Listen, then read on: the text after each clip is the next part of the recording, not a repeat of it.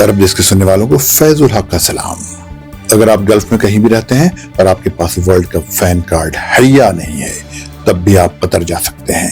قطر نے یہ اجازت ایسے وقت میں دی ہے جب انگلینڈ اور فرانس کا مقابلہ ہونے والا ہے۔ قطر نے اپنے اس فیصلے پر منگل سے ہی عمل درآمد شروع کر دیا ہے۔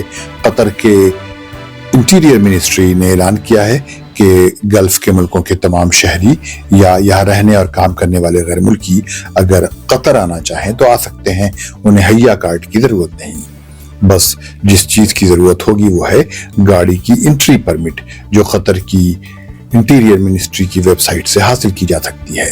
آن لائن درخواست دینے کے بعد یہ پرمٹ 12 گھنٹے کے اندر مہیا ہو جاتی ہے۔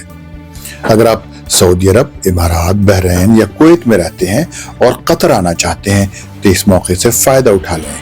قطر میں فیفا ورلڈ کپ چل رہا ہے اور دنیا بھر سے لوگ وہاں جمع ہیں۔ ورلڈ کپ کا فائنل میچ بھی ہے۔ 20 نومبر کو ورلڈ کپ کے میچز شروع ہوئے ہیں اور پورا قطر، خاص طور پر دوحہ اور لوسیل میں فٹ بال شائقین کی بھیڑ ہے۔ ملتے ہیں اگلے بلیٹن میں۔ خدا حافظ۔